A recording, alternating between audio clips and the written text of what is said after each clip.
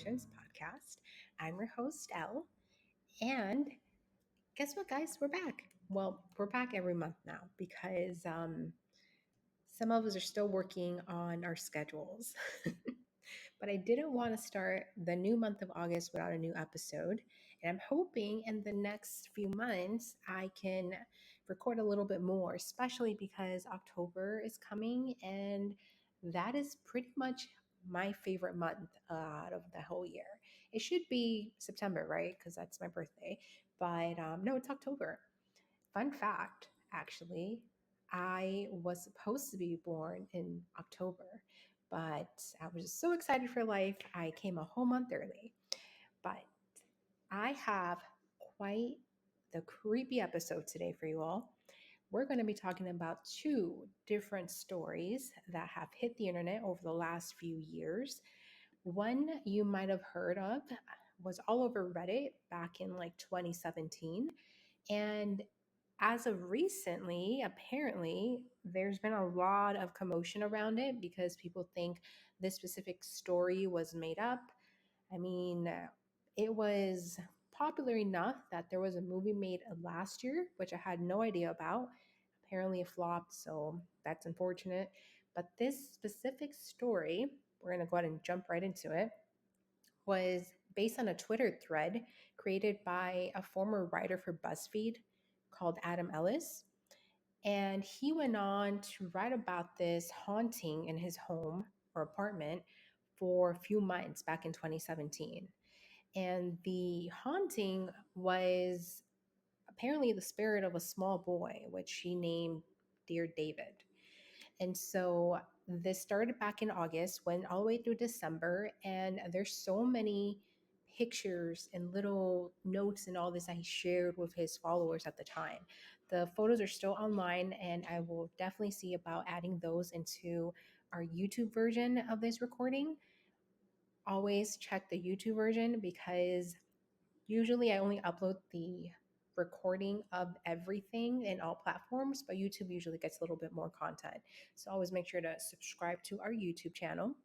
So the pictures are, whether they were made up or not, they're very creepy.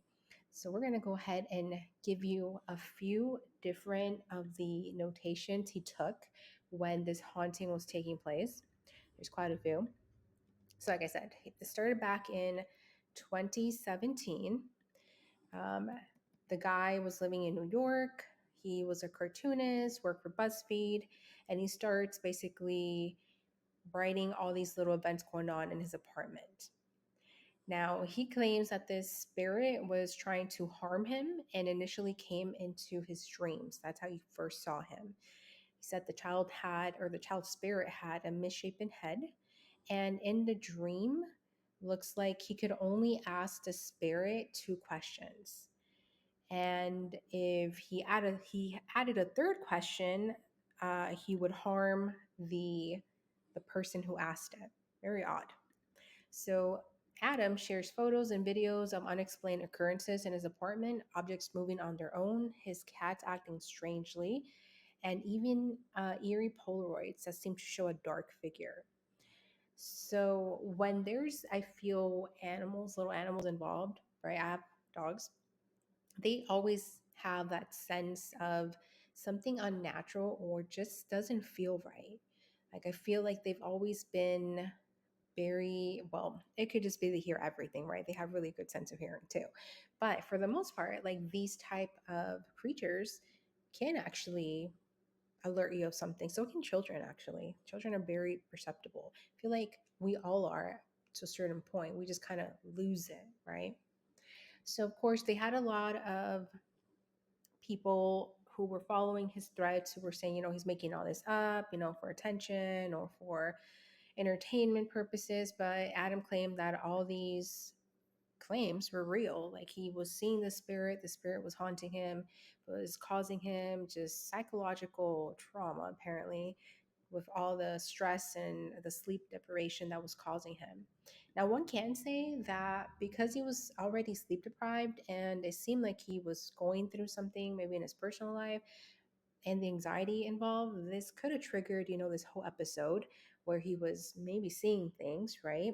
And there's such a theory called self fulfilling prophecy, where if your mind is ridden with anxiety and you're just tired, you're stressed out, then you will actually start manifesting these kind of things. Look into it.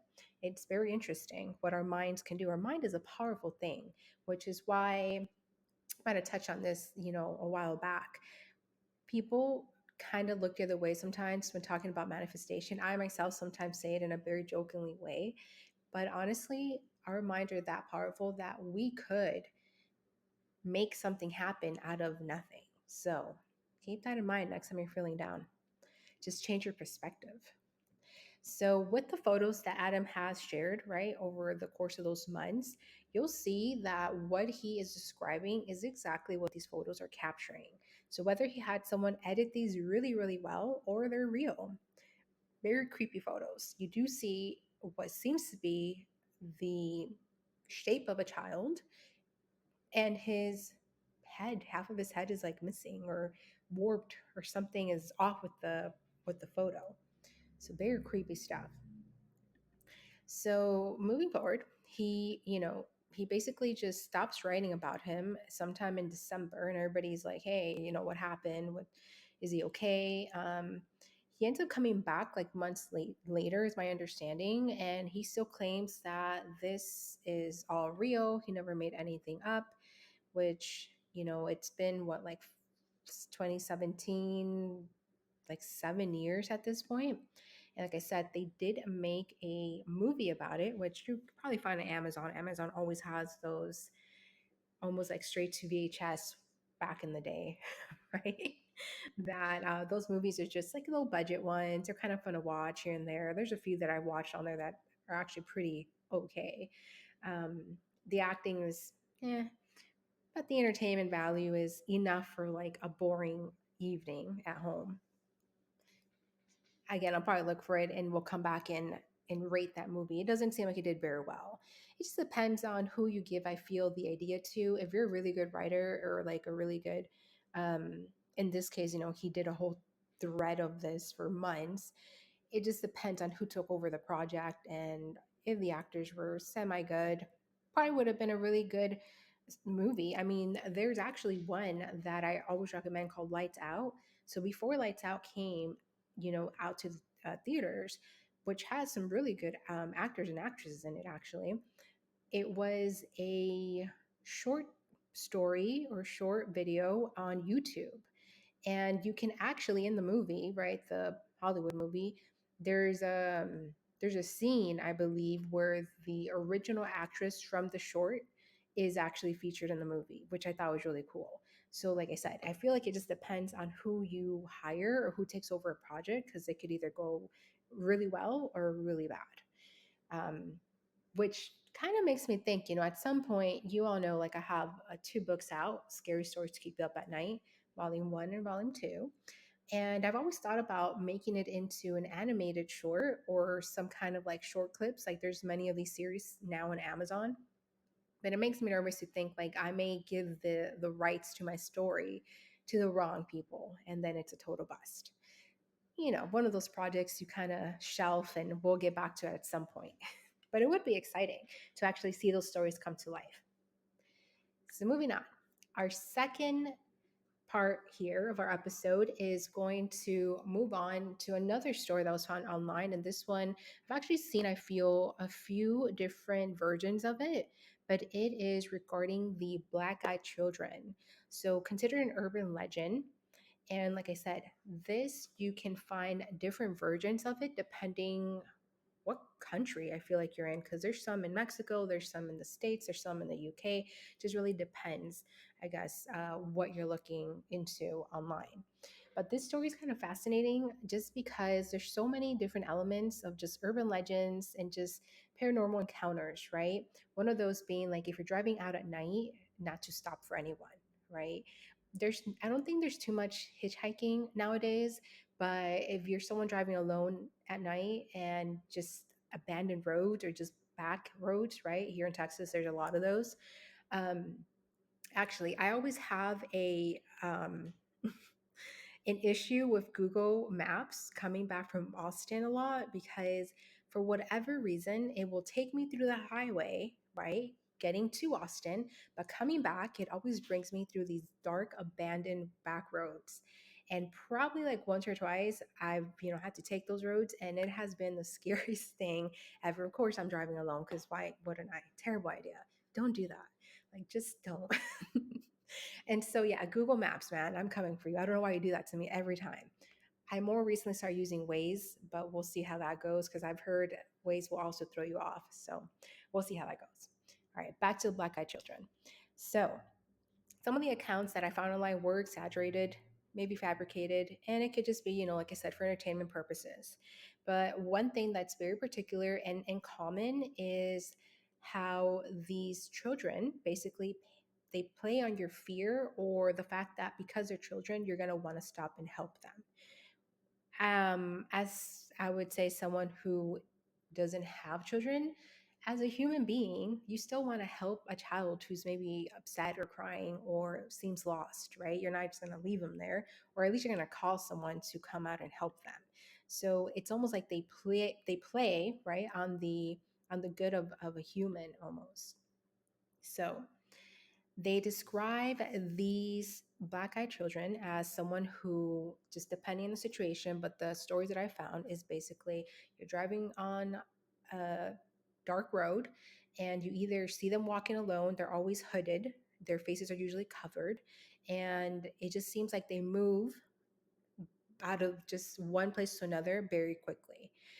And then for the encounters, many people have said they start with one child and then surrounded by many others. Some of them have had to lock themselves in their vehicles or lock themselves in their homes because they will come out to knock on your door and ask for help. Like they're in trouble, you can hear them crying, they became upset.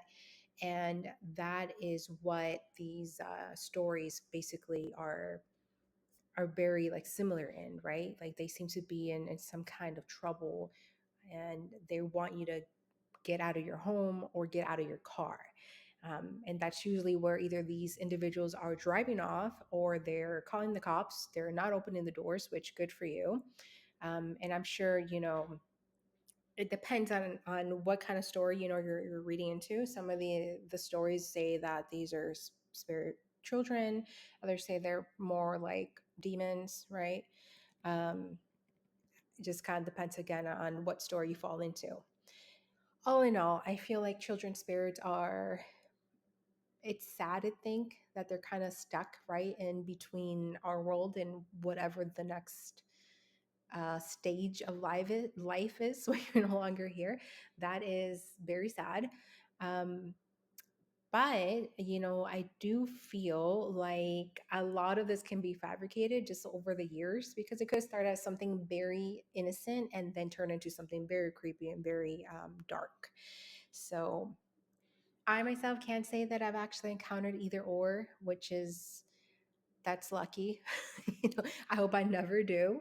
But one thing that I have to also point out is that as a teenager, I used to I feel maybe see more of the paranormal or maybe encounter more experiences like this. And I do feel like it has to do with the energy you surround yourself with, right? As anyone maybe can relate as a teenager, like you are very curious. And for me, I was always into the paranormal things and would look into hours of reading through different blogs and different videos on YouTube back before they had 30 commercials in them and just submerge myself into this world of like hauntings and just dark stuff, for fun because that's what I thought fun was. Um, and so I do feel when you kind of close your mind into it, then you start opening doors to things that maybe you're just not supposed to or not ready for. Um, Many years since then, probably more than a decade at this, I'm now in my 30s and wouldn't have the time to dwell into things like that, but also my taste of entertainment has changed too. I actually don't even watch too many scary movies anymore because I used to watch them to go to sleep and now they kind of give me anxiety. So like not a super horror fan like I used to be anymore, but I definitely, every now and then I'll put in maybe a classic, like Frankenstein or Dracula, one of those better movies than what they make now. Um, but to conclude our episode, let me know if you have any stories where the main character is a haunting of a child, or just any kind of entity, maybe that you weren't quite sure what it was. Um, I'm excited for October. Like I said, I have some ideas that I've been kind of working on, and we'll see how that goes. I've actually been thinking of maybe doing some kind of like reading with a professional, of course, not myself. I mean, there was one time years ago where I had this great idea. It wasn't my idea, actually. It was like some coworkers of mine. And after like having a nice dinner, their home was located about maybe a 10-minute walk to a very old cemetery out in Florence, I believe, Texas. And so, yeah, we decided to go out there and everyone got scared. It wasn't very fun. Everybody was very scared and uncomfortable. So, wouldn't recommend. But we'll see what we have planned here for the month of October and Halloween. I am very excited to see what ideas come through. And as always, do want to thank our listeners for joining us now every month. I hope that it becomes more of a every 2 weeks, but we'll see how that goes. And I hope you all enjoy the rest of your day. Thank you for listening.